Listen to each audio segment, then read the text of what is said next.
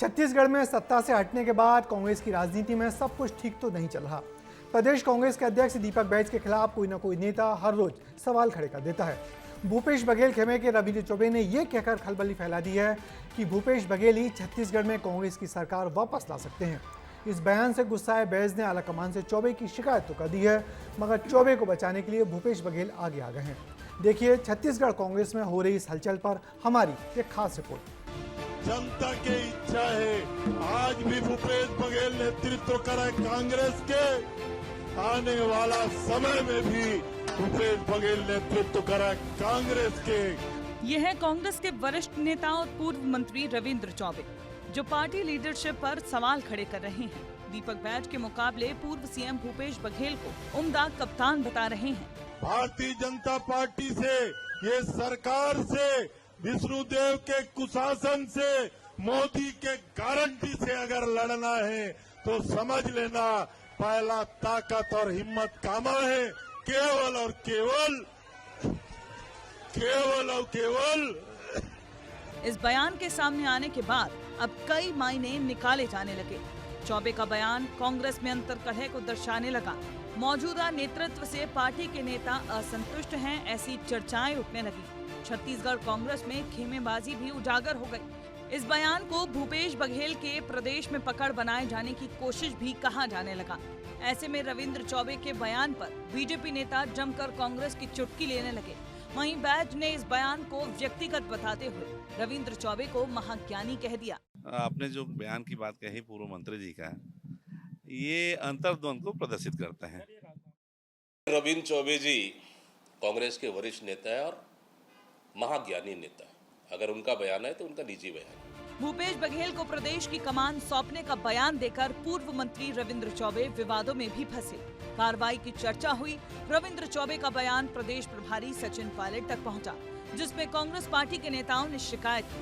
वहीं दूसरी तरफ कांग्रेस के ही पूर्व मंत्री अमरजीत भगत ने रविंद्र चौबे को सही ठहराकर अंतर्कलह की चिंगारी को और सुलगा दिया। बीती बात बिसार दे आगे की सुधिलेख। मैं बोल रहा हूं कि माननीय रविंद्र चौबे जी ने ऐसा क्या बात कहा?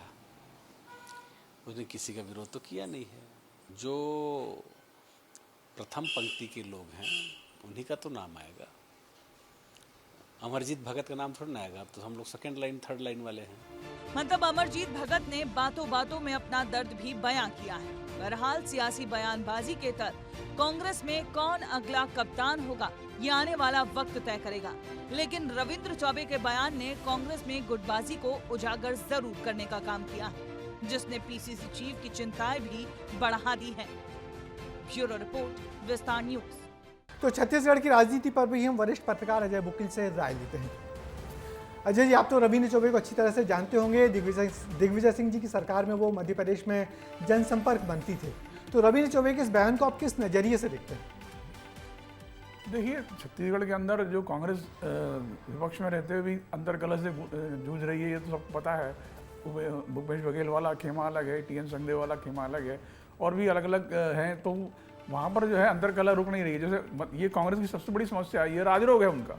जी, राजरोग कि चाहे वो सत्ता में रहे तो लड़ते ही हैं, लेकिन विपक्ष में रह के भी और ज़्यादा लड़ते हैं। ये बड़ी अजीब बात है। मतलब सत्ता में रह के लड़ने समझ में आता है। और दरअसल ये जो सरकार पिछली गई, जो भूपेश बघेल सरकार के बारे में तो माना जा रहा था कि शायद कांग्रेस जहाँ सबसे ज़्यादा मजबूत है और छत्तीसगढ़ में उसकी वापसी हो सकती है, लेकिन वहीं वो जो है इस तरह ध्वस्त हो गई। तो इसका सीधा कारण है कि कोई इस तरह से आपस में कॉम्प्रोमाइज़ नहीं हो रहा है। और अब अगर फिर भूपेश बघेल को आगे बढ़ाने के लिए रविंद्र चौबे ने ये स्टेटमेंट दिया, ऐसा मुझे लगता है, ताकि भूपेश बघेल खेमामा मजबूत हो फिर से। तो क्या ये अनुशासनहीनता है, और क्या ऐसी गुटबाजी कांग्रेस में कभी खत्म होगी नहीं? देखिए, कांग्रेस में अनुशासनहीनता क्या है, इसकी कोई निश्चित परिभाषा है नहीं। अच्छा, वो अपने हिसाब से, अपने राज्य के हिसाब से, परिस्थितियों के हिसाब से और नेताओं की सुविधा के हिसाब से तय होती है। तो इस हिसाब से इस पर कोई कार्रवाई होगी मुझे नहीं लगता है, क्योंकि आलाकमान बाकी चीज़ें बहुत सारी बातें करता है लेकिन पार्टी में अनुशासन कायम रहे, इसके बारे में किसकी जो वहाँ चलती है, कौन किसकी सुनता है, ये कहना बड़ा मुश्किल है। तो छत्तीसगढ़ कांग्रेस जिस दौर से गुजर रही है, उसके मौजूदा हालात पे क्या राय है आपकी? देखिए, अगर ये स्थिति रही और तो कोई बहुत ज़्यादा संभावना नहीं है। बीजेपी में बहुत ताकत से अपना काम कर रही है और मजबूती से अपनी ज़मीन बनाए हुए है। उनको ज़मीन पर ध्यान देना चाहिए था, वो तो हो नहीं रहा है। बल्कि अब अध्यक्ष, जिला अध्यक्ष चुनाव अध्यक्ष में उस पर भी तमाम शिकायतें आई। तो सवाल ये है कि आखिर ये सब देखता कौन है पार्टी के अंदर, मुद्दा ये है, और कौन इसको नियंत्रित करता है।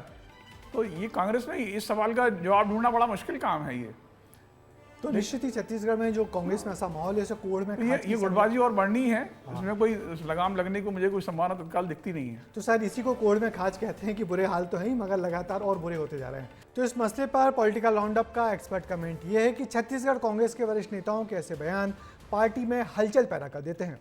वैसे ही कांग्रेस वहाँ अच्छी हाल में तो नहीं है, ऐसे में बड़े नेताओं को ऐसी बयानबाजी से बचना चाहिए। पार्टी नेता का आपसी संघर्ष और ऐसे खींचतान कांग्रेस को कमजोरी करेंगी, जो निश्चित ही पार्टी के लिए ठीक नहीं है।